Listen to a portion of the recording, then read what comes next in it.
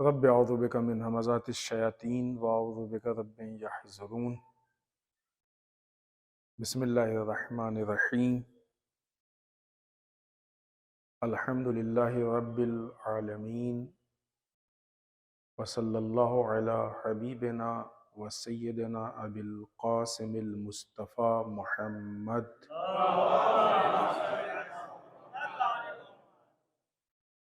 والصلاة والسلام علی آلہ الطیبین الطاہرین المعصومین المظلومین، لا سیما الحجہ بقیت اللہ الاعظم روحی و ارواح العالمین لہ الفدا، ولعنۃ الدائمۃ الباقیۃ علی اعدائہم اجمعین الی قیام یوم الدین۔ اما بعد فقد قالت الصدیقۃ الشہیدہ والعدل تنسیقا للقلوب وطاعتنا نظاما للملہ وامامتنا امانا من الفرقہ۔ صلوات میں محمد وعلی محمد۔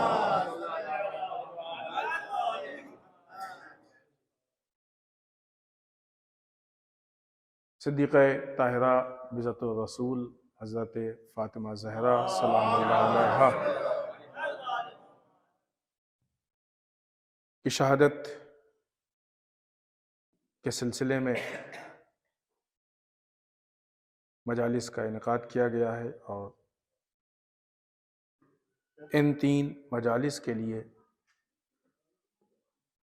جو عنوان معین کیا ہے ہم نے، وہ ہے کہ نظام حیات خطبہ فدق کی روشنی میں۔ نظام حیات سے مراد جو انسان کے زندگی گزارنے کا طریقہ ہے، جسے انسان کی لائف سٹائل کہتے ہیں۔ ایک چیز ہوتی ہے کہ جو انسان کے مزاج پہ، انسان کی زندگی پہ، انسان کے کلچر پہ، اس کے عقل و فکر، ہر چیز پہ حاوی ہوتی ہے، اور سارے فیصلے اسی کے مطابق ہوتے ہیں۔ اس گفتگو کے لیے بی بی کے بہت ہی مشہور خطبہ فدق کا بہت ہی مشہور اور بہت ہی بنیادی جملہ، اس جملے کے لیے بزرگ علماء کا ایسا ماننا ہے کہ یہ پورے خطبے کا مین جملہ ہے، اور واقعی بی بی نے اس جملے میں بہت بنیادی بات کو ٹچ کیا، وہ آپ کی خدمت میں ہم نے پیش کیا۔ اس جملے میں بی بی ارشاد فرماتی ہیں وَالْعَدْلَ تَنْسِيقًا لِلْقُلُوبِ، جسٹس، عدالت لوگوں کے دلوں کو آپس میں جوڑتی ہے۔ پھر اس کے بعد بی بی کہتی ہیں وَطَاعَتَنَا نِظَامًا لِلْمِلَّةِ، ہماری اطاعت، ہماری پیروی، ہم کو فالو کرنا، یہی ملت کے لیے سسٹم ہے۔ اور پھر اس کے بعد بی بی فرماتی ہیں وَإِمَامَتَنَا أَمَانًا مِنَ الْفُرْقَةِ، ہماری امامت، ہماری لیڈرشپ ہے نا، ہم لوگ بہت سی ایسی چیزیں ہوتی ہیں کہ اس کے جو اصل مفہوم ہوتا ہے، اس کا جو معنی ہوتا ہے، اس کی طرف متوجہ نہیں ہوتے۔ امامت کو لیڈرشپ سے الگ دیکھا جاتا ہے۔ امامت لیڈرشپ کے معنی میں، ہماری امامت ملت کو، قوم کو، لوگوں کو تفرقے سے، جدائی سے محفوظ رکھتی ہے۔ یہ 3 بہت بنیادی چیزوں کو بی بی نے ان 3 چھوٹے چھوٹے جملوں میں ٹچ کیا۔ خطبہ فدق کی جو شرح علماء نے کی ہے، بزرگ علماء نے، اس میں ان 3 جملوں کی بہت عظیم حیثیت ہے، اور بہت ہی تفصیلی شرح کی ہے اس میں۔ ظاہر سی بات ہے کہ اس انداز میں نہیں بیان کریں گے، یوں ہی ان لوگوں کی گفتگو خشک ہوتی ہے. ابھی وہ علماء کی گفتگو کو خالص بیان کریں گے تو بہت ہی خشک ہو جائے گی. لیکن اس گفتگو کے آغاز سے پہلے ایک چھوٹا سا سوال، ہم میں سے کتنے لوگوں نے خطبہ فدق کو پڑھا ہے؟ یہ تو نہیں ہو سکتا کہ کسی نے نہیں پڑھا. ماشاءاللہ، ہمیں پوچھ نہیں رہے، سوال اس لیے نہیں کہ جواب دے، کیونکہ جنہوں نے پڑھا ہے وہ تو خوشی خوشی جواب دیں گے، جنہوں نے نہیں پڑھا ہے تو ان کو شرمندہ کرنا مقصد نہیں ہے. ایک برادر عزیز نے ہاتھ اٹھایا، اللہ ان کے توفیقات میں اضافہ کرے انشاءاللہ. یہ سوال اس لیے نہیں ہے کہ واقعی نہیں پڑھا ہوگا.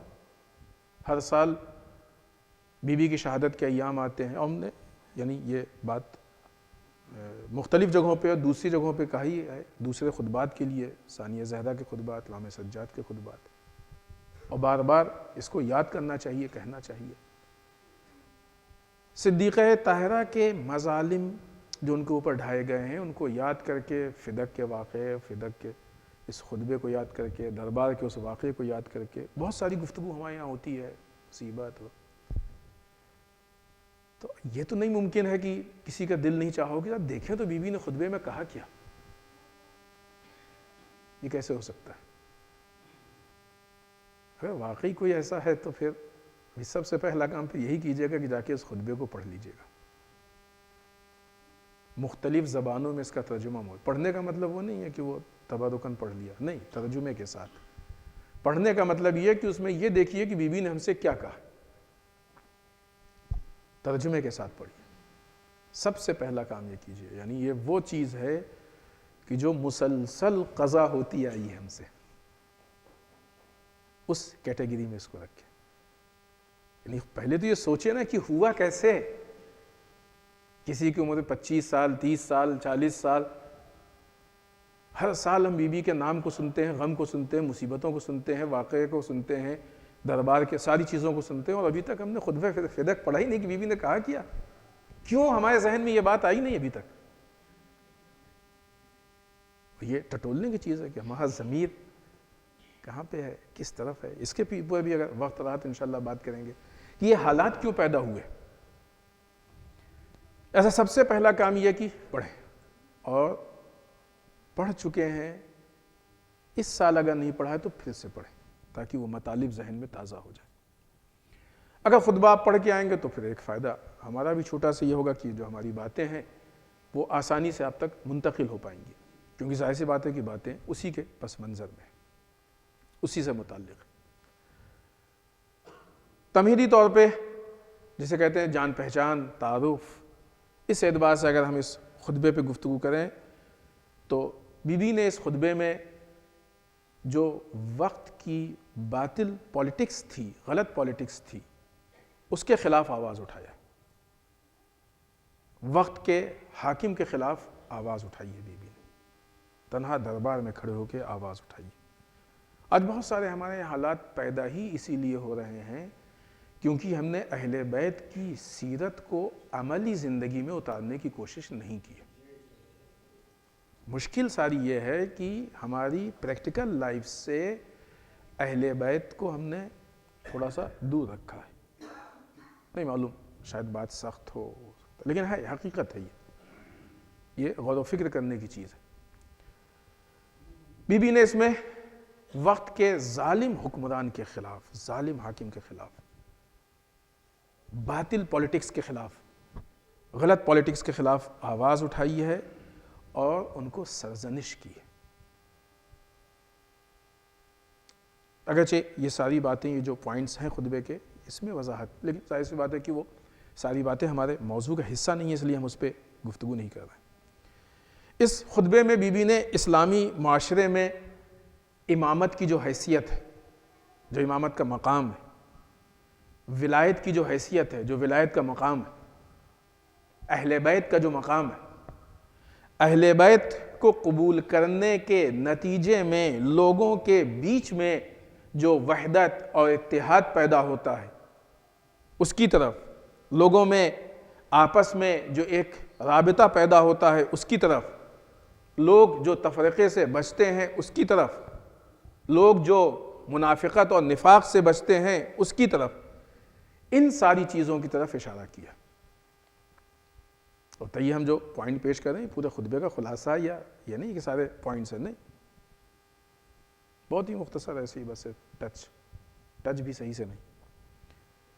اس خطبے میں بی بی نے عالم اسلام کے بنیادی مسائل مثلاً توحید پہ ڈسکس کی، یعنی یہ واقعی موضوع ہے توحید خطبہ فدق کی روشنی میں، کسی جگہ پہ ہم نے اس پہ گفتگو بھی کی ہے اگرچہ وہ ناتمام تھی۔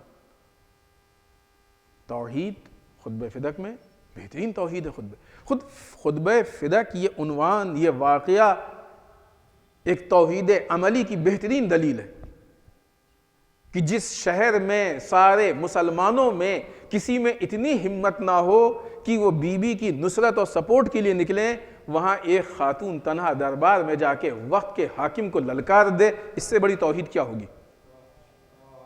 یہ توحید ہے۔ اور اگر کوئی ظلم کے خلاف بولنے کی ہمت نہیں کر پاتا ہے تو اس کی توحید میں پرابلم ہے، اسے اپنی توحید کا علاج کرنا چاہیے۔ اس پہ اللہ پہ اس کو بھروسہ نہیں، اللہ سے زیادہ دوسروں پہ بھروسہ ہے۔ بی بی نے اس میں توحید پہ گفتگو کی ہے، بی بی نے اس میں معاد پہ گفتگو کی ہے، بی بی نے اس میں نبوت پہ گفتگو کی ہے، بی بی نے اس میں رسول اللہ صلی اللہ علیہ وآلہ وسلم کے بعثت پہ گفتگو کی ہے، بی بی نے جو حالات چینج ہوئے ہیں اس پہ گفتگو کی ہے، بی بی نے اس میں قرآن کی عظمت پہ گفتگو کی ہے، بی بی نے اس میں بہت سارے احکام جو ہم کو حکم دیا، نماز اس لیے، روزہ اس لیے، احکام کے فلسفے پہ گفتگو کی ہے۔ اس حساب سے دیکھیں اتنے مطالب میں بڑا مختصر سا خطبہ ہے نا، اس حساب سے دیکھیں تو اس مختصر سے خطبے میں اتنی ساری چیزوں پہ بی بی نے اس میں ولایت کے فلسفے پہ گفتگو کی ہے، اور یہ ساری چیزیں وہ ہیں کہ جو بی بی کی میراث ہے آج ہمارے پاس۔ اس طریقے سے یہ ساری باتیں جو بی بی نے اس میں پیش کی ہیں۔ اس خطبے کو فصاحت و بلاغت جو مطالب اپنی جگہ، مختصر میں بہت ہی اہم دقیق مطالب وہ اپنی جگہ، لیکن اہل فن نے اس کو فصاحت و بلاغت کے اعتبار سے بہت ہی معیاری خطبہ سمجھا ہے۔ فصاحت و بلاغت کے اعتبار سے جو ٹاپ موسٹ خطبے شمار کیے جاتے ہیں ان میں سے ایک خطبہ فدق ہے۔ جن لوگوں کو ذرا سا بھی عربی لینگویج، چونکہ ظاہر سی بات لینگویج ہے، نہیں معلوم ہے بہت سے لوگوں کو، جن کو ذرا سا بھی عربی لینگویج آتی ہے واقعی ان کو پڑھنے میں بڑی لذت محسوس ہوتی ہے فصاحت و بلاغت کے اعتبار سے۔ پھر اگر معنی مفہوم کی طرف توجہ ہے تو کیا کہنا۔ فن خطابت کا معیار ہے یہ خطبہ۔ ابھی ہمارے یہاں کی فن خطابت تو الگ ہے، اپنے یہاں کی فن خطابت سے مت ملائیے گا، اس میں نکتے نہیں ڈھونڈیے گا، نکتے ہیں اس میں لیکن وہ ہمارے ذوق والے نکتے نہیں ہیں، ہے نا۔ ہم لوگ کیا کہتے ہیں، مولا کائنات بہتر، مولا کائنات سے بڑا کوئی خطیب ہے؟ نہیں ہے نا کوئی خطیب۔ ہم اپنے معاشرے میں جو خطابت کے، ہمیں کسی سے متعلق کوئی گفتگو نہیں کرنی ہے، ایک عام جو حالات ہے اس پہ، اور ظاہر سی بات ہے بھی نظام کا حصہ ہے۔ ہمارے معاشرے میں جو بعنوان خطابت خطیب پہچانوایا جاتا ہے، اس خطابت میں اور مولا کائنات کی خطابت میں کچھ فرق دکھتا ہے؟ اس کا مطلب کہ ہمارے ذوق میں تبدیلی ہو گئی ہے۔ یہ اسلامی ذوق نہیں ہے، در اہل بیت کا ذوق نہیں ہے۔ لہذا اس نگاہ سے آپ دیکھیں گے تو یہ خطبہ خطابت کا ایک بہترین معیار اور بہترین خطابت کی مثال ہے۔ اس حیثیت سے اس کو علماء نے، اور یہ مسئلہ صرف ہمارا نہیں ہے کہ مثلا ہم شیعہ یا شیعہ علماء نہیں، برادران اہل سنت کے علماء بھی اس چیز کو قبول کرتے ہیں، انہوں نے بھی اس کے مد و ثرا میں بہت ساری باتیں کہی ہیں۔ منطقی خصوصیات اس میں پائی جاتی ہیں، بہت ساری گفتگو ہے کہ جو اس میں خطبے سے متعلق کی گئی ہیں۔ بہت سارے علماء نے اس سے متعلق بیانات دیے ہیں، بعض ہم نے نوٹ کیے تھے لیکن ابھی اس کو نہیں پیش کریں گے کیونکہ پھر اصل بات سے ہم دور ہوتے جائیں گے۔ اس خطبے میں ثانیہ زہرا حضرت فاطمہ سلام اللہ علیہا نے بی بی جناب فاطمہ سلام اللہ علیہا نے مسجد میں بہت اہم مضامین کی جو اس وقت کی حالت کی ضرورت تھی، اس میں لوگوں کے ذاتی اعتبار سے جو ان میں رشد ہونا چاہیے اور سوشل اعتبار سے جو ان کے اندر رشد ہونا چاہیے، جو کمال کی طرف، اس پہ ڈسکس کیا۔ نظام کا تعلق صرف انسان کی ذات سے نہیں ہوتا ہے۔ تنہا آدمی، ابھی جو ہم اس اسٹیپ اور ان ساری چیزوں کو پیش کریں گے آپ کے سامنے تو وہ انشاءاللہ واضح کریں گے، اور یہ بہت سامنے کی چیز ہے، آپ خود بھی محسوس کرتے ہوں گے۔ ایک آدمی اکیلا ہے، دنیا میں اکیلا ہے، تو چاہے جیسے رہے وہ روڈ پہ رائٹ میں چلے لیفٹ میں چلے، کیا فرق پڑتا ہے؟ اکیلے ہی تو ہے نا، کس سے ایکسیڈنٹ ہو جائے گا؟ کیا مشکل ہے اس کے لیے؟ نظام کا تعلق تب پیش آتا ہے، اس چیزوں سے ہوتا ہے کہ جہاں پہ انسان سوشل لائف کو گزارے، اجتماعی زندگی کو گزارے۔ انفرادی زندگی میں بہت زیادہ دخل نہیں ہے کچھ چیزوں میں، کیا کھائے کیا نہیں کھائے وہ بہت محدود چیز ہے، لیکن سوشل لائف میں نظام کی ضرورت زیادہ ہے۔ بہت ساری مشکل یہ ہے کہ لوگ اسلام کو لے کے یا انسانیت کو لے کے بہت ساری چیزوں کو لے کے اس طرف آ رہے ہیں کہ جہاں پہ انسان کو خود اس کے اندر محدود کیا جا رہا ہے اور اجتماعی زندگی سے دور کیا جا رہا ہے۔ یہ حالات ہیں پورے ایسے، لوگوں کو ایک دوسرے سے، ظاہر سی بات ابھی دیکھیں نا کہ وہ تعلقات جو پہلے ہوا کرتے تھے لوگوں کے آپس میں، وہ نہیں ہے۔ اگرچہ زمانے نے ترقی کی اور سوشل نیٹ ورکنگ بڑھ چکی ہے نا، بہت ساری چیزیں ہیں کہ جو ہمارے پاس کمیونیکیشن کے ذرائع ہیں، وسائل ہیں، لیکن کمیونیکیشن کے ذرائع تو بڑھ رہے ہیں، کمیونیکیشن کم ہو رہا ہے۔ یہ عجیب بات ہے، یہ واقعی مشکلات ہیں ہماری، سوشل لائف ہماری ختم ہو رہی ہے، دن بہ دن مشکلات بڑھتی جا رہی ہیں۔ اس کے پیچھے باقاعدہ کام ہے، اور یہ ایسا نہیں کہ اتفاقاً ہو رہا ہے۔ کوئی بھی چیز دنیا میں اس ٹائم دنیا جس راستے پہ چل رہی ہے، جس مقام پہ چل رہی ہے، اگر کوئی بھی چیز آپ دیکھیں گے جو ہمارے سامنے پیش آ رہی ہے تو وہ اتفاقاً نہیں ہوتی ہے، وہ ایک پروگرامنگ اور پلاننگ کے تحت ہوتی ہے، کیونکہ پوری دنیا کو ایک سینٹرلائز سسٹم کی طرف لے کے بڑھا جا رہا ہے، اور اس سینٹرلائز سسٹم کو جس چیز کی ضرورت ہوتی ہے اس چیز کو رائج کر دیتا ہے۔ لہٰذا اس کے اعتبار سے بھی ہم ان چیزوں کی وضاحت آگے کریں گے کہ وہ سسٹم کیا ہے، اس کے پیچھے کون لوگ ہیں، کیسے لوگ ہیں، اور اس کا اس پہ کیا تعلق ہے ان چیزوں کا، وہ انشاءاللہ ہماری گفتگو میں آہستہ آہستہ جہاں تک ہم پہنچ پائے آپ کی خدمت میں پیش کریں گے۔ لہٰذا فردی اعتبار سے، ذاتی اعتبار سے ہم کو کیا چاہیے، ہماری کیا ضروریات ہیں، سوشل اعتبار سے، اجتماعی اعتبار سے کیا ضروریات ہیں، ہمارا شعور فردی اعتبار سے کتنا بلند ہونا چاہیے، سوشل اعتبار سے کتنا بلند۔ بہت سی جگہوں پہ شعور بلند نہیں ہوتا ہے، لہٰذا ہمارے جو روابط ہیں، جو تعلقات ہیں، وہ خراب ہو جاتے ہیں، چھوٹی چھوٹی باتوں بلا وجہ تعلقات خراب ہو جاتے ہیں۔ کیوں؟ اس لیے کہ شعور کی کمی، سوچنے کے انداز میں فرق ہے۔ اس کے ساتھ ساتھ لوگوں کے اندر بی بی نے پولیٹیکل شعور کو ڈالا ہے، سیاسی شعور کو ڈالا ہے۔ ہو سکتا ہے کہ آپ، حالانکہ ابھی وہ زمانہ نہیں رہ گیا، لیکن ابھی تھوڑا پہلے کے زمانے تک یہ اعتراض، اس طرح کی باتیں آیا کرتی تھیں کہ اسلام کا پولیٹکس سے کیا تعلق، نہایت احمقانہ، نہایت جاہلانہ اور نہایت خلاف اسلام یہ جملہ ہے۔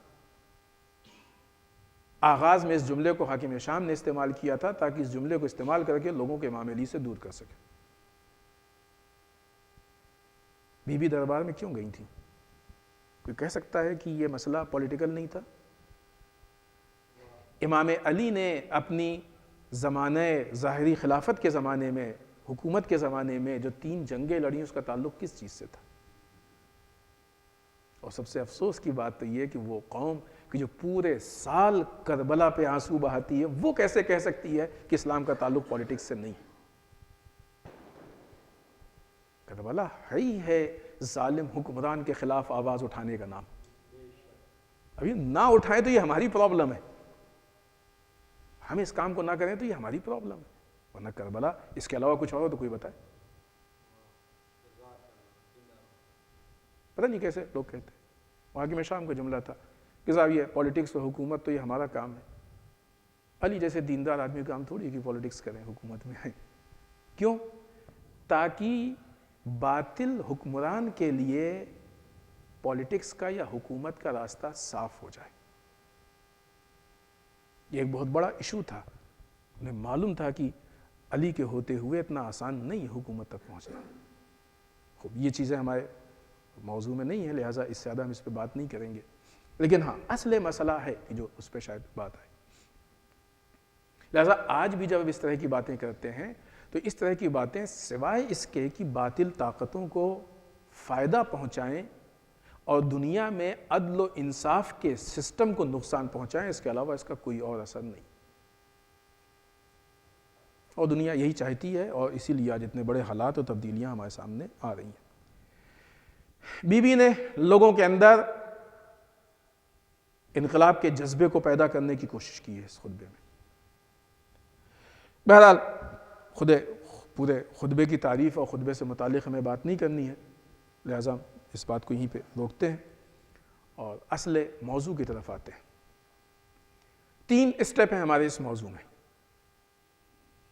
پہلا اسٹیپ ہے عدالت، جسٹس. دوسرا اسٹیپ ہے، دوسرا مرحلہ ہے نظام، سسٹم. تیسرا مرحلہ ہے امامت یعنی لیڈرشپ. Justice, system, leadership. تینوں کا اس لائن سے، اسی ترتیب سے بہت گہرا تعلق ہے اور تینوں ایک دوسرے تک پہنچاتی ہے. عدالت نظام تک پہنچاتی ہے اور نظام لیڈرشپ تک پہنچاتا ہے. یہ ہم کو سمجھنے کی ضرورت ہے. جسٹس ایسی چیز ہے. بی بی نے اس خطبے میں ایک بہت اہم چیز یہ بھی پیش کی ہے کہ دشمن شناسی کروائی ہے، اور یہ عالم اسلام کا بہت اہم موضوع ہے کہ جس سے بہت سارے لوگ غافل ہیں. قرآن مجید میں دشمن شناسی سے متعلق بہت ساری چیزیں موجود ہیں. دشمن شناسی سے متعلق بہت ساری چیزیں موجود ہیں. پھر ایک جملہ ہم آپ کی خدمت میں عرض کریں گے. اگرچہ خود قرآن ایک بہت اہم موضوع ہے جس پہ گفتگو ہو اور ہوتی ہے الحمدللہ. بہت ساری روایتیں ہیں، خود قرآن سے متعلق بہت ساری آیتیں ہیں، لیکن ظاہر سی بات ہے بھی ہمارے عنوان میں نہیں ہے. یقیناً قرآن تو سبھی پڑھتے ہیں. تو ہمارے یہاں کی ایک بنیادی ذمہ داری سمجھی جاتی ہے کہ بچہ جب اس لائق ہو کہ پڑھنے لکھنے لگے تو اس کو سب سے پہلے قرآن ہی پڑھایا جاتا ہے. بہت خوش ہو جاتے ہیں ہم جب بچہ قرآن ختم کرتا ہے. واقعی قرآن کتنے لوگ پڑھتے ہیں؟ واقعی قرآن کتنے لوگ پڑھتے ہیں؟ واقعی کا مطلب کیا ہے؟ جھوٹ موٹ تھوڑی پڑھ رہے ہیں. واقعی جھوٹ موٹ پڑھ رہے ہیں، واقعی نہیں پڑھ رہے. کسی بھی کتاب کے پڑھنے کا مطلب یہ ہوتا ہے کہ آپ بتا سکیں کہ اس کتاب میں کیا لکھا ہے. واقعی کا مطلب یہ کہ اگر آپ عربی لینگویج نہیں سمجھ پا رہے ہیں تو ترجمے کے ساتھ پڑھ لیں، ترجمے کا سپورٹ لے لیں. بہت ساری پرابلمز کی بنیاد یہ ہے کہ ہم نے قرآن مجید کو اپنی زندگی سے الگ کر دیا. 2 ہی چیز تو رسول نے چھوڑی تھی نا، قرآن اور اطرت. قرآن کو بغیر ترجمے کے پڑھا، اطرت کو بغیر سیرت کے اپنایا.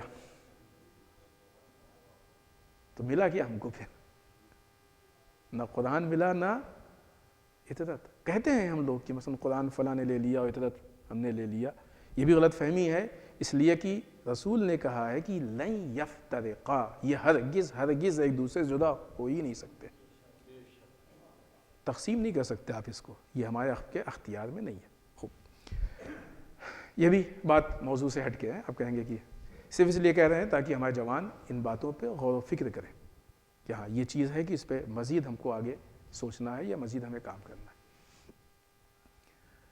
قرآن میں دشمن شناسی سے متعلق بہت ساری چیزیں. دشمن شناسی جہاں پہ قرآن مجید نے پہچانوانے کی کوشش کی ہے، ایک معیار بننا چاہیے کہ اس معیار کے نتیجے میں طے ہوتا ہے کہ دشمن کون ہے. جب تک وہ معیار نہیں، دشمن کیسے طے ہوگا؟ کیا معیار؟ دشمن وہ ہوتا ہے جس سے ہمارے منافع کو، جو ہمارے فائدے ہیں، جو چیزیں ہماری ہیں، اس کو نقصان پہنچے. اسی کو دشمن کہتے ہیں نا. سبھی دشمن ہے، اس نے ہم کو یہ کہہ دیا، دشمن ہے اس نے ہم سے لڑائی کر لی، دشمن ہے اس نے ہماری زمین پہ قبضہ کر لیا، ہمارے مکان پہ قبضہ کر لیا، مال چھین لیا. کچھ وہ دشمن نہیں جس نے ہم سے ایمان چھین لیا، وہ دشمن نہیں کہ جس نے ہم سے ہماری ویلیوز کو چھین لیا، وہ دشمن نہیں جس نے ہماری قومی حیثیت کو ہم سے چھین لیا، وہ دشمن نہیں ہے جس نے ہماری آخرت اور عاقبت کو ہم سے چھین لیا ہے. دشمن شناسی خود ایک ٹاپک ہے، موضوع ہے. لہذا ظاہر سی بات ہے قرآن پڑھیں گے تو یہ ساری چیزیں سامنے آئیں گی. وہ جو بہت سارے لوگ ہم کو بہکانے کی کوشش کرتے ہیں، دین سے جدا کرنے کی کوشش کرتے ہیں، تو وہ خود بخود ناکام ہو جائیں گے.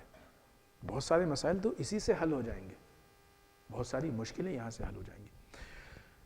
لہذا بی بی نے دشمن شناسی کے لیے جو معیار ہے وہ بھی جہاں قرآن نے پیش کیا ہے، بہت ساری روایات نے پیش کیا، وہ خطبہ فدق میں بھی بہت بنیادی معیار ہے. اور ان 3 جملوں کے ذریعے سے وہ معیار بھی ہماری نگاہوں کے سامنے آئے گا.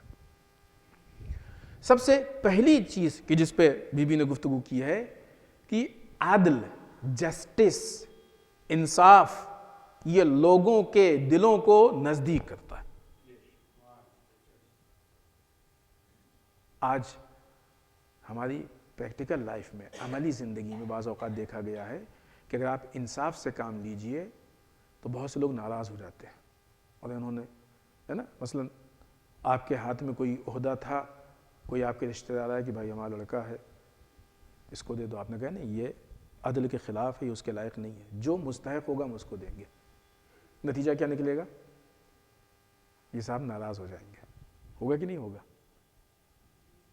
جو پریکٹیکل مسائل ان کو ساتھ لے کے چلیں تاکہ یہ نہ ہو کہ بات صرف وہ ایک دم تھیوری والی رہے. اس طرح کے بہت سارے حالات پیش آتے ہیں. ایک آدمی سامنے بیٹھا ہے، غیبت کرنا چاہتا ہے اور آپ نے منع کر دیا، ناراض ہو جائے گا. بڑے دیندار بنے، ایسا لگتا ہے ایسے کوئی گناہ ہی نہیں کرتے ہیں، معصوم ہو گئے ایک دم. اس طرح کے جملے تو مشکلات. لیکن یہ جو مشکلات ہیں، اول تو یہ واقعی مشکلات نہیں ہیں، یہ آپ کی مشکل نہیں ہے، اس کی مشکل ہے. دوسری چیز کی اس کی بہت زیادہ مدت نہیں ہے.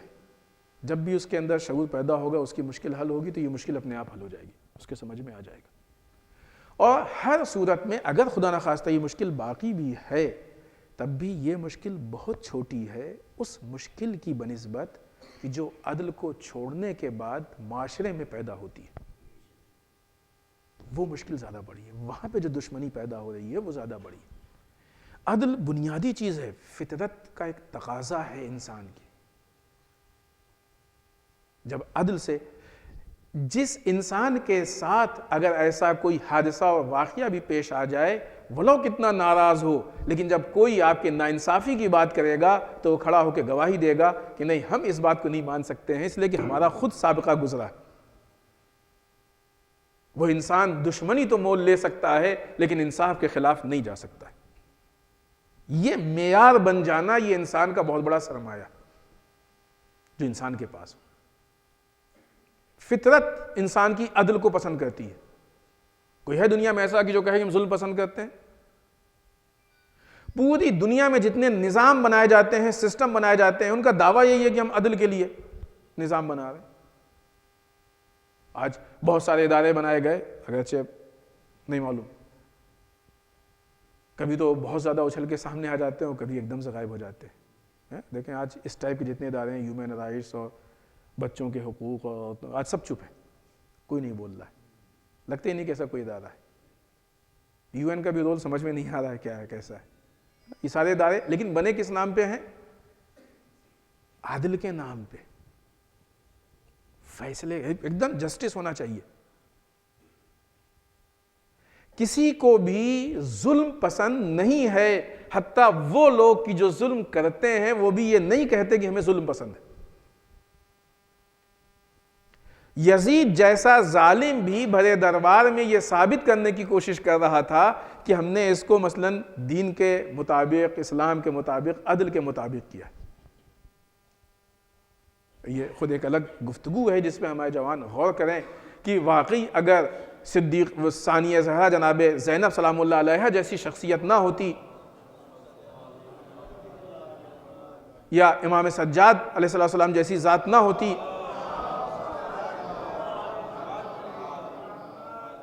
تو واقعی اس نے بہت بڑے پیمانے پہ اہتمام کیا تھا، انتظام کیا تھا کہ یہ ثابت کر لے کہ یہ ابن زیاد نے تو قاضی شرح سے فتویٰ دلوا دیا تھا سرکار سید الشہداء کے قتل کا. یہی تو کس لیے تھا یہ سب؟ یہی تو ثابت کر رہے تھے نا کہ یہ ایک دم جسٹس ہے، فیصلہ ہے، عدل کے مطابق ہے، خلاف عدل نہیں ہے. تو عدل کا منکر زمانے میں کوئی نہیں ہے، فطرت کا تقاضا ہے، بنیادی چیز ہے، کوئی اس سے انکار کر ہی نہیں سکتا ہے. اگر ہم بھی اس نظام کے سفر کو عدل سے شروع کریں گے تو ہمارے سمجھنے میں بھی آسانی ہوگی اور سمجھانے میں بھی آسانی ہوگی. بی بی نے بھی جو ان باتوں کو کہا ہے یہ ایک دوسرے سے مربوط ہے. عدل کے اوپر سسٹم اور سسٹم کے اوپر لیڈرشپ. عدل فطری چیز ہے، کوئی بھی اس سے انکار نہیں کر سکتا، حتیٰ ظالم بھی اس سے انکار نہیں کرتا ہے کہ عدل اچھی چیز ہے. ہر آدمی عدل کو چاہتا ہے. عدل کیا ہے؟ کسی کے حق کو ضائع نہ کرے.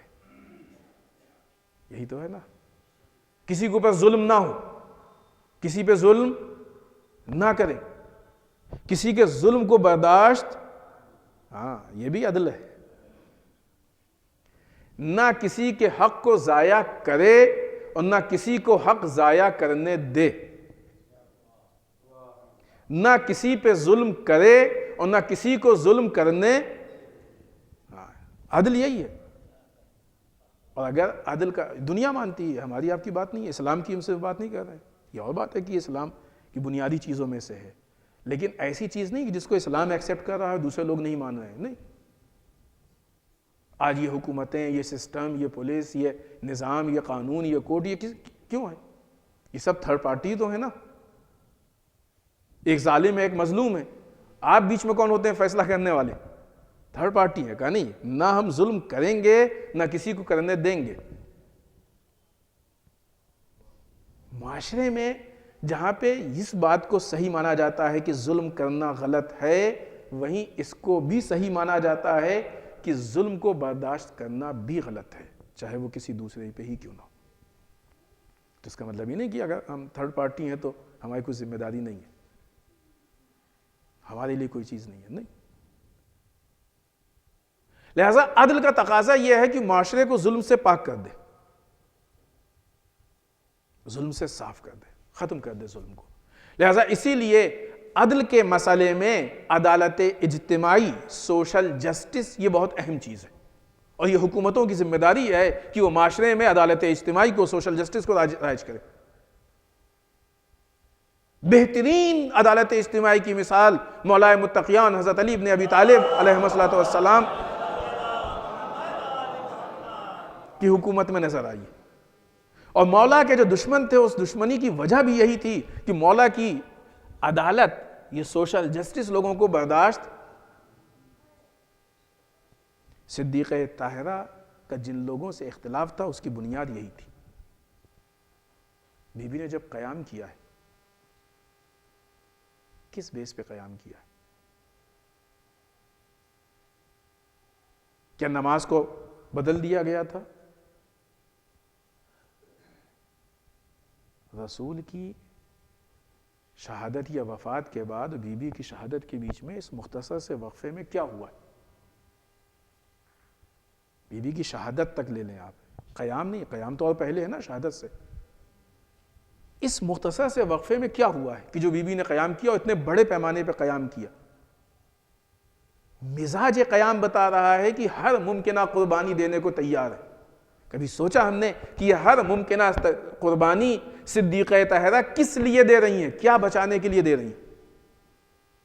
اور جس چیز کو بچانے کے لیے بی بی ہر ممکنہ قربانی دے رہی ہیں، کیا اس چیز کا بچانا آج ہماری آپ کی ذمہ داری ہے کہ نہیں؟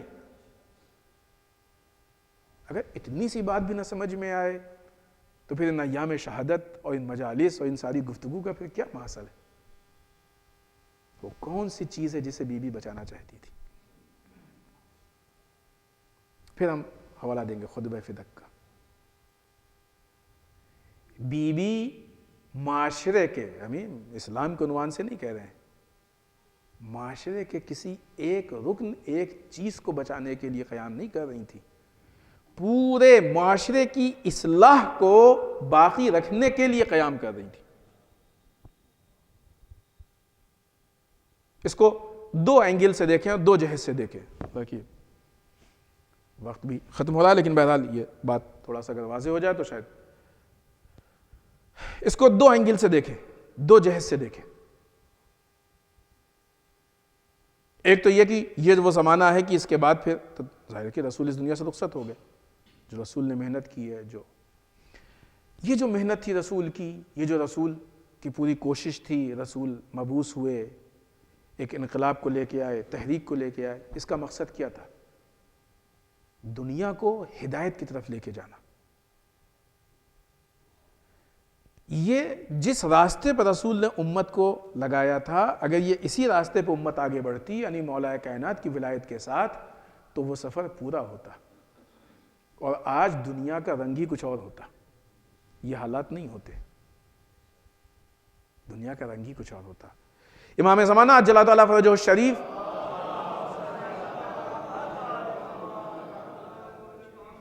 کی حکومت کے بعد کے جن حالات کو ہم ذکر کرتے ہیں کہ امام آئیں گے تو دنیا کو عدل و انصاف سے بھر دیں گے, تو ایسا نہیں کہ صرف 12ویں امام سے مخصوص ہے. یہ مولا کائنات بھی تو یہی کوشش کر رہے ہیں, اس کے علاوہ تو کوئی کوشش نہیں کی مولا کائنات نے. ایک جہت. دوسری جہت اس میں ہے کہ جو دیکھنے کے لائق ہے اور بہت اہم پوائنٹ ہے, وہ یہ کہ یہ جو زمانہ ہے جو بعثت رسول سے شروع ہوا ہے اور رسول کی وفات یا اس کے کچھ دن بعد پھر اس میں تبدیلی شروع ہو گئی ہے, یہ وہ زمانہ ہے کہ جس نے زمانہ جاہلیت اور اس کے رسم و رواج اور اس کے اہداف کو ختم کر دیا. بی بی یہ دیکھ رہی تھی کہ اب یہ جو لوگ آ رہے ہیں سامنے حکمران کی شکل میں, یہ زمانہ جاہلیت کو الگ انداز سے ہمارے سامنے پھر لانا چاہتے ہیں. اور دنیا میں صرف بعثت میں اتنی طاقت ہے کہ وہ زمانہ جاہلیت کو ختم کر دے.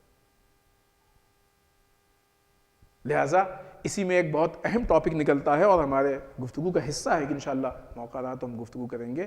رہبر معظم نے بہت خوبصورت تعبیر دی ہے ماڈرن جاہلیت کی.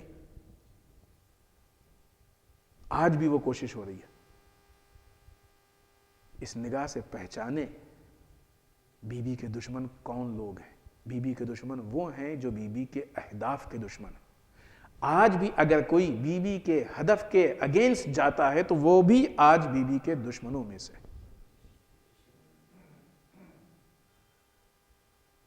ہمیں اس عنوان سے محدود کر دیا گیا ہے. آج جو الومناٹی کا کانسیپٹ ہمارے سامنے ہے, کیا یہ بی بی کے اہداف کے دشمن نہیں ہے؟ وسیع پیمانے سے دیکھیں, اپنی فکر کو وسیع کریں, ذہن کو کھولیں. بہت آسانی سے لوگ سوال کر لیتے ہیں کہ بھائی کیوں آپ کہتے ہیں کہ اسلام, یعنی ہم سے مطلب ہم نے جو اس طرح کی گفتگو کہ وہ اسلام کے خلاف یہ ہو رہا ہے, اسلام کے خلاف. کسی کو کیا پڑی اسلام کے خلاف؟ اس بنیاد کو پہچاننے کی ضرورت ہے.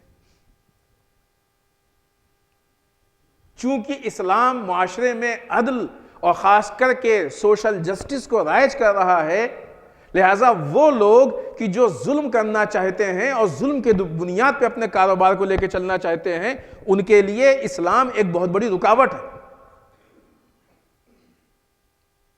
اب وہ یہ تو نہیں کہہ سکتے دنیا سے کہ ہم ظلم کرنا چاہتے ہیں, اسلام عدل کا پرچم دار ہے, ہمارے پاس نظام ظلم ہے, اسلام کے پاس نظام عدل ہے, لہٰذا ہم نظام عدل کے خلاف نظام ظلم کو لے کے آگے بڑھ رہے ہیں. ایسا کہیں گے؟ اصلاحوں کو بدلتے ہوئے دیکھنا اور سمجھنا اور سمجھانا سخت تھا, لیکن آج کی جنگ نے کتنا کلیئر کر دیا ہے کہ آج کتنی ڈھٹائی سے پوری دنیا کا میڈیا مل کے اسرائیلیوں کو مظلوم کہتا ہے. شرم نہیں آتی ہے؟ بے گناہ کہیں بھی مرے غلط ہے. ایک بچے کو کچھ پرابلم تھی, اس کو لے کے دیکھتے ہیں بعض اوقات, البتہ دیکھنے کی چیز نہیں ہے اس طرح کے, لیکن ہاں جہاں پہ یہ بات ہے وہیں پہ وہ بھی جیالے ہیں میڈیا میں کہ جو حق بیانی سے کام لے رہے ہیں. اللہ ان کی توفیقات میں اضافہ کرے, ان کو اپنے اس راستے پہ باقی رہنے کی توفیق, ہمت, شجاعت عطا کرے.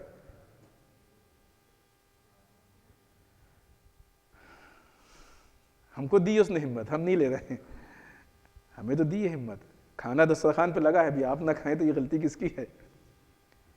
ہمارے پاس ہمت کے نام پہ کربلا ہے، ہمارے پاس ہمت کے نام پہ امام علی کی سیرت ہے، ہمارے پاس ہمت کے نام پہ بی بی کا صدیقہ طاہرہ کا قیام ہے، ہمارے پاس ہمت کے نام پہ جناب زینب کا قیام ہے۔ ابھی ان سارے واقعات کو روزمرہ سننے کے بعد بھی اگر ہمارے اندر ہمت نہ آئے تو یہ پرابلم ہماری ہے، ہم کو تو دی ہے، ہم اس کے قدرداں نہیں ہیں۔ ایک بچہ ہے، اس کو کچھ پرابلم ہے، اور پورا یہ بچہ اپنی فیملی سے الگ ہو گیا، یہ الگ ہو گیا۔ بہرحال بچہ ہے، فیملی سے الگ ہو جائے، اچھی چیز نہیں ہے، مناسب نہیں اس کے ساتھ، صحیح نہیں ہوا، لیکن ایک ہے وہاں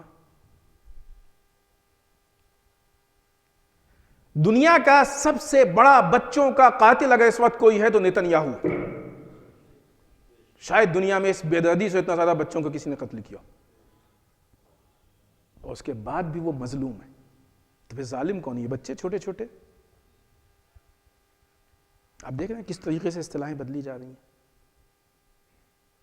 ابھی تک ہم کو یہ سمجھانے میں بہت مشکل ہوتی تھی کہ بھائی اسرائیل وہ طاقت ہے ہی نہیں جو دنیا کہتی ہے، یہ میڈیا کی بنائی ہوئی جھوٹی طاقت ہے۔ آئرن ڈوم اور فلاں اور فلاں فلاں، کتنی پہلے حسن رسول اللہ نے کہہ دیا تھا کہ یہ مکڑی کے جالے سے کمزور ہے، جیسے تم آئرن ڈوم کہہ رہے، آج سامنے ہو گیا، دکھ گیا کہ نہیں دکھ گیا؟ تو دنیا کا مزاج یہی ہے کہ وہ اصطلاحوں کو بدلتا ہے، نام کو بدلتا ہے۔ بہت سی مثالیں ہیں ہمارے پاس، سامنے کی بات دیکھ لیجئے۔ کل کو جو لوگ شراب پیتے تھے ان کو شرابی کہتے تھے تو ہر آدمی نفرت کرتا تھا، آج کہتے ہیں ڈرنک کر رہے ہیں تو اس کو پھر لوگ رسپیکٹ کی نگاہ سے دیکھنے لگتے ہیں۔ ہوتا ہے کہ نہیں ہوتا ہے؟ تھوڑی سی اصطلاحیں بدل دی، نام بدل دیا، بہت سی چیزوں کو، بہت سے گناہوں کو جائز کر لیا گیا اسی بنیاد پہ۔ لہٰذا یہ اصطلاحیں بدل جاتی ہیں۔ بات کو ٹوٹنے رہے سلسلے کو، اور وقت بھی ختم ہو رہا ہے، ہم اپنی بات کو سمیٹے۔ دنیا یہ نہیں کہہ سکتی ہے کہ ہم نظام عدل کے مقابلے میں نظام ظلم کو لے کے آگے بڑھ رہے ہیں، کہہ سکتا ہے کوئی؟ نہیں کہہ سکتا۔ عدل اتنی فطرت سے نزدیک چیز ہے کہ جس کے اگینسٹ میں انسان اس پورے معیار کو بدل نہیں سکتا ہے۔ لہذا آج جتنے بھی کام ظلم کے مطابق یا ظلم کرنے کے لیے ہو رہے ہیں وہ سب عدل کے نام پہ ہو رہے ہیں۔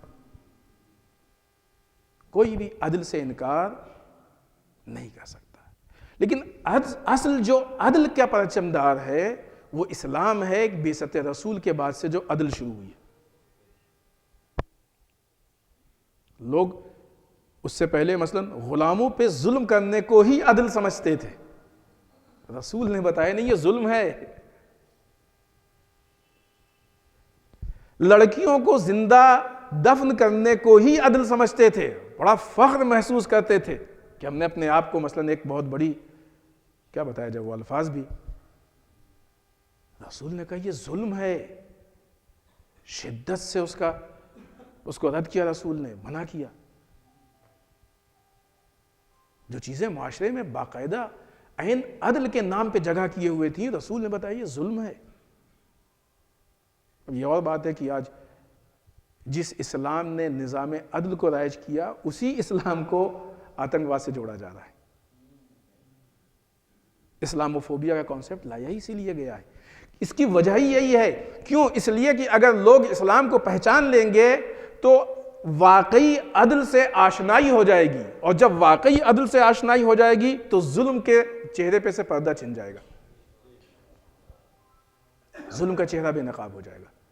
لہذا لوگوں کو اسلام سے اتنا متنفر کر دو، اتنا دور کر دو کہ لوگ عدل تک پہنچنے ہی نہ پائیں، ظلم کے پاس رہیں، اور اسی ظلم کو جس طریقے سے زمانے جاہلیت والے غلاموں پہ ظلم کرنے کو عدل سمجھتے تھے۔ زمانے جاہلیت تو بہت پہلے کی چیز ہے بات، بہرحال، لیکن سمجھے ابھی کچھ دن پہلے اتفاقاً ہم نے کہیں پہ اس بات کو پڑھا ہے، آرٹیکل کی شکل میں تھی۔ جب یہاں پہ انگریزوں کی حکومت تھی، یہ لائٹ والے پنکھے نہیں تھے جو اوپر لگے تھے، سیلنگ فین، پتہ نہیں یہاں ہے کہ نہیں ہے، بہرحال جانتے تو سب ہی ہیں نا۔ وہ والا شاید جو بزرگ لوگوں نے دیکھا ہوگا کہ وہ پہلے پنکھا ہوتا تھا جس کو رسی سے ڈوری سے کھینچا جاتا تھا، اس کو کھینچنے کے لیے غلام معین کیے جاتے تھے. یہ بھی کی بات ہے نا. وہ غلام بہرے ہوتے تھے یا شاید کیے جاتے ہوں. ظاہر سی بات ہے کہ ابھی وہ ان کو فل ٹائم وہیں رہنا ہے, ہر طرح کی بات ہو رہی ہے, گھر میں سب کچھ ہے یا آفس میں یا جہاں بھی ہے, تو ہر طرح کا خطرہ ہے, لہٰذا وہ بہرے ہوتے. اور اگر وہ تھکنے کی وجہ سے یا کسی وجہ سے ان کے ڈوری کھینچنے میں کچھ کمی ہو جائے یا چھوٹ جائے, کچھ بھی ہو جائے, تو ان کو اتنا مارا جاتا تھا کہ مر جاتے تھے. اور کوٹ سزا کی حیثیت سے, اب ہمیں وہ یاد نہیں, شاید 1 روپے 2 روپے ایسی کچھ, اتنا اس مارنے والے پہ جرمانہ لگاتا تھا. یہ ویلیو تھی ایک انسان کے جان کی. یہ بھی کچھ صدیوں پہلے کی بات ہے. اس کو عدل سمجھا جاتا تھا. ابھی کی بات ہے. ایسے بہت سارے کتنے ایسے واقعات ہیں, بہت ساری ایسی چیزیں. یہ ایک دو نہیں ہے, تاریخ بھری پڑی ہے اس سے, تاریخ بھری پڑی. خاص کر کے وہ یہودی کہ جن کے سسٹم میں ہی یہی ہے کہ غیر یہودی کو انسان سمجھتے ہی نہیں, وہ اس کے قتل کو جائز سمجھتے ہیں, وہ عدل کے پرچم دار. آپ پڑھیں یہودیوں کے جو نظام ہے, سسٹم میں پڑھیں اس کو نا. دنیا یا تو یہودیوں کو پہچانتی نہیں ہے, زائونزم کو, اور یا پہچاننا چاہتی نہیں ہے. یہ جو لوگ خاص کر کے میڈیا والے کی جھوٹ بنا بنا کے گڑھ گڑھ کے پیش کر رہے ہیں, یہ تھوڑا حقیقت بھی پڑھ لیں. یہ تو معلوم ہے کہ آپ جاہل ہیں, لیکن اتنے بڑے جاہل ہیں تو سوچا بھی نہیں تھا. یعنی یہ بعض اوقات ایسی بات کرتے ہیں, لگتا ہے کہ جب سے پیدا ہوئے ہیں کسی ایک کمرے میں بند ہیں, انہوں نے دنیا دیکھی ہی نہیں, بس کسی نے آ کے بتا دیا, اسی کو بڑھا رہے ہیں. یہ نہیں بات آئی ہے تو صرف بعنوان مثال اور صرف ہمارے خیال سے اشارے کی ضرورت ہے کہ آپ کہ اس حد تک یہ لوگ بے دین ہیں کہ یہ تو 2000 کے نوٹ میں چپ بھی لگوا دیتے. یہی تو ان کا. خیر, تو یہ عدل دنیا کا ایک بہت بڑا حصہ ہے کہ جو عدل کے اگینسٹ میں, اسے عدل پسند نہیں, جسٹس پسند نہیں. لیکن یہ عدل کے اگینسٹ میں جو بھی قدم اٹھا رہا ہے اس کو عدل کے ہی نام پہ اٹھا رہا ہے, اور چاہتا یہ ہے کہ ہمارا یہ راز نہ کھلنے پائے, لوگ اسی کو عدل سمجھیں جو ہم ظلم کر رہے ہیں. اس کا انتظام ہو رہا ہے. آج اتنے بڑے پیمانے پہ فلسطینیوں پہ 75-80 سال سے ظلم ہو رہا ہے, اور پھر بھی یہی کہا جا رہا ہے کہ نعوذ باللہ استغفر اللہ, یہ آتنکوادی. اور وہ اسرائیل کی جو آتنکواد کا اڈا ہے, گڑھ ہے, بنیاد ہے, پورے علاقے کا آتنکواد وہیں سے پنپتا ہے, وہیں سے جنم لیتا ہے, اس کو مظلوم بتایا جا رہا ہے. یہ تاریخ پلٹی کہ نہیں پلٹی عدل و ظلم کی؟ یہ حقیقت ہے, اس وقت کی دنیا کی حقیقت ہے. یہ ایک واقعہ نہیں ہے صرف, ایسی بہت ساری چیزیں ہیں کہ جس کو لوگ عام طور سے سمجھتے نہیں ہیں, سمجھنے کی کوشش نہیں کرتے ہیں, یا سمجھنے کو تیار نہیں ہوتے.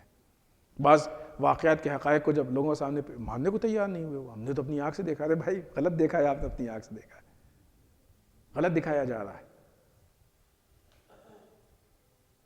خیر, اب اس پہ بھی بعض واقعات ہیں, لیکن ہمارے وقت میں گنجائش نہیں. بات کو ختم کریں اور انشاءاللہ کل اسی جگہ سے بات کو آگے بڑھائیں گے. عدل اور سسٹم, اور پھر اس کے بعد لیڈرشپ. یہ عدل اور ظلم کے مزاج کو بدلنا چاہ رہے ہیں, عدل کے نام پہ ظلم لا رہے ہیں, اور ظلم کے نام پہ عدل. عدل انسان کی بنیادی ضرورت ہے. اب اگر دو چیزیں, ایک تو خود عدل کو رائج کرنا ہے, یعنی اس معنی میں کہ ظلم ختم ہو جائے, اس کے لیے ہمیں کیا چاہیے؟ سسٹم, نظام. دوسرا, بالفرض اگر یہ مان بھی لیں کہ پوری دنیا میں ظلم ختم ہو گیا ہے نا, امام انشاءاللہ آئیں گے تو دنیا عدل و انصاف سے بھر جائے گی. بھر جائے گی مطلب یہ نہیں کہ ظلم بالکل نہیں ہوگا, تھوڑا بہت رہے گا, کما ملے, جس طریقے سے ظلم و جور سے بھری ہوگی. تو جب ظلم و جور سے بھری تھی تو کیسی تھی؟ تھوڑا سا عدل تھا کہ نہیں تھا؟ ایسی جب عدل سے بھرے گی تو کیسی ہوگی؟ تھوڑا سا ظلم ہوگا. تو بہرحال جب دنیا عدل و انصاف سے بھر جائے گی، ظلم نہیں ہوگا، تو کیا اس وقت نظام کی ضرورت نہیں ہوگی؟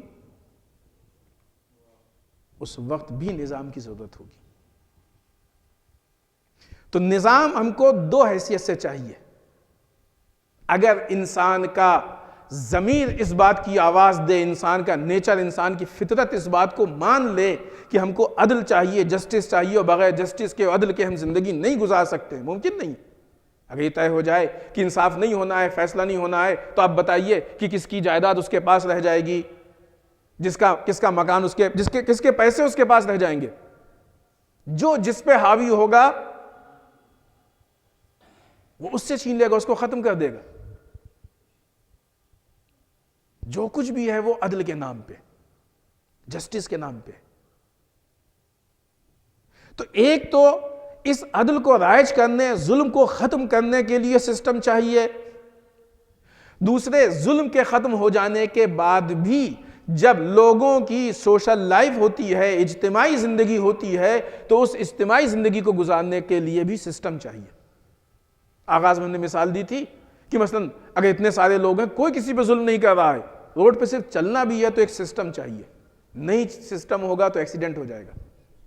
چھوٹی سی چیز ہے روڈ پہ چلنا، سسٹم چاہیے، نظام چاہیے۔ بغیر نظام کے آپ سڑک پہ بھی نہیں چل سکتے۔ زندگی کے دنیا کے 4 قدم آپ نہیں طے کر سکتے بغیر سسٹم کے، بغیر نظام کے۔ لہٰذا یہ دوسرا مرحلہ جو بہت واضح اور ایک دم اس سے ملا ہوا ہے، یعنی انسان کا اگر شعور بلند ہو، بہرحال یہ کوشش ہے ایک کہ انسان کے شعور کو بلند نہیں، الومناٹی کی طرف سے یہ کوشش،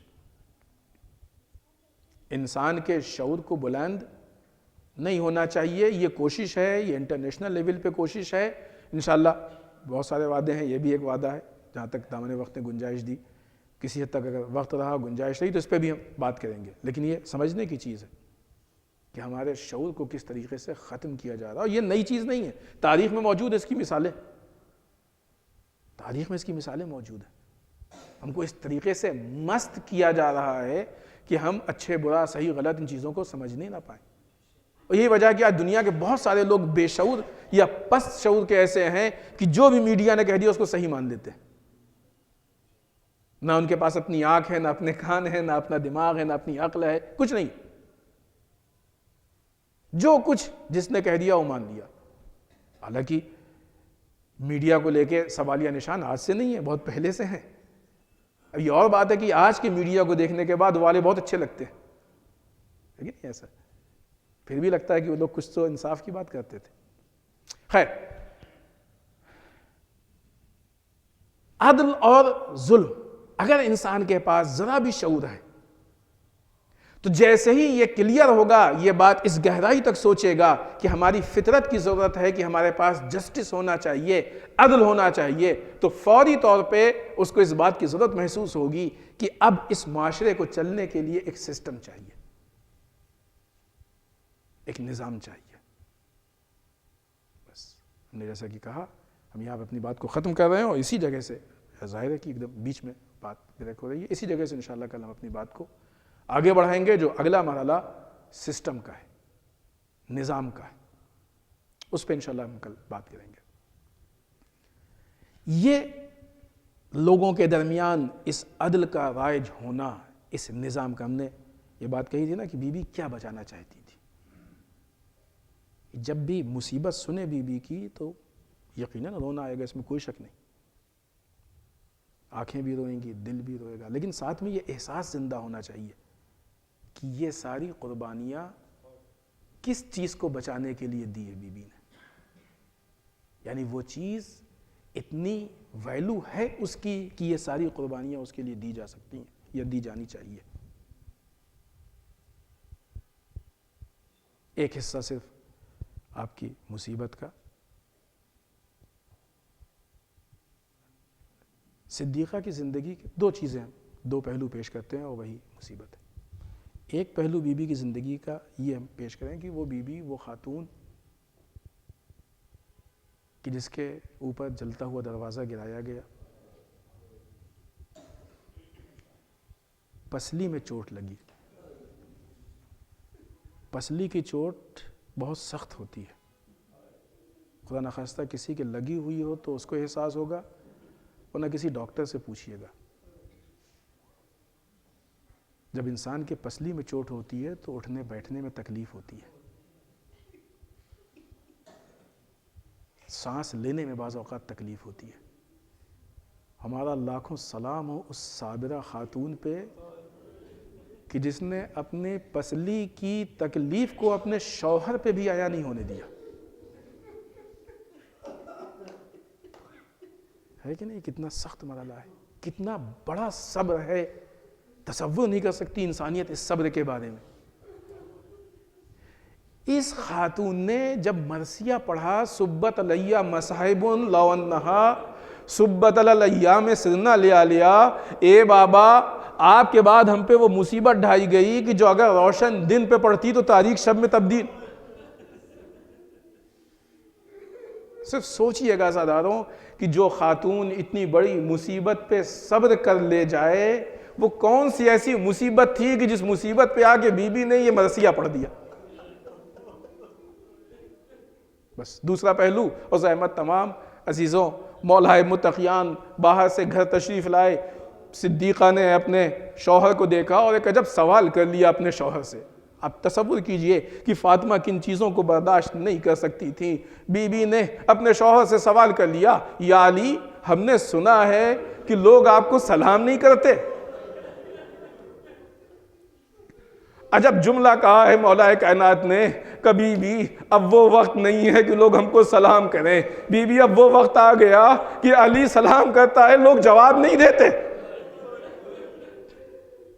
عزیزان محترم، یہ صابرہ خاتون کہ جس کی کمر جھک گئی تھی، عصا کے سہارے سے چلتی تھی، دیوار کے سہارے سے اٹھتی بیٹھتی تھی، یہ صابرہ خاتون جس نے اپنے پسلی کی تکلیف کو شوہر سے چھپا کے رکھا تھا، یہ صابرہ خاتون جو بہت سارے درد اپنے ساتھ لے کے چلی گئی، جب علی کے منہ سے یہ سنا کہ لوگ علی کے سلام کا جواب نہیں دیتے تو ایک مرتبہ آواز دی، اے بیٹا حسن آؤ ہمارے نزدیک آؤ، اے بیٹا حسین نزدیک آؤ، اے زینب ام کلثوم نزدیک آؤ، فاطمہ دعا کر رہی ہیں، تم لوگ آمین کہنا۔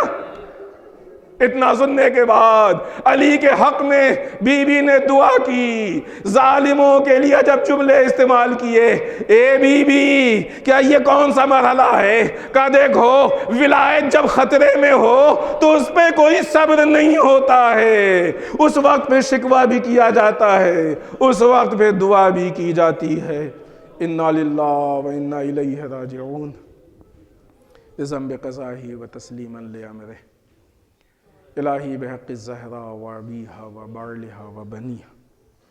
پالنے والے اس مختصر سی عبادت کو قبول فرما لے، پالنے والے ہم سب کو اعمال صالحہ کی توفیق عنایت فرما، بار الہ اعمال قبیحہ سے محفوظ رکھ، پالنے والے ہمارے گناہوں کو بخش دے، بار الہ ہمارے مرحومین کو بخش دے، پالنے والے اسلام و مسلمین کی حفاظت فرما، بار الہ دشمنان اسلام کو نیست و نابود کر دے، پالنے والے ہمارے علماء کا سایہ ہمارے سروں پہ باقی رکھ، بار الہ رہبر و مراجع کو طول عمر عنایت فرما، بار الہ ہمارے امام کے ظہور میں تعجیل فرما، ہمیں ان کے اعوان و انصار میں شریک ہونے کی توفیق عنایت فرما۔ ربنا تقبل منا انک انت السمیع العلیم۔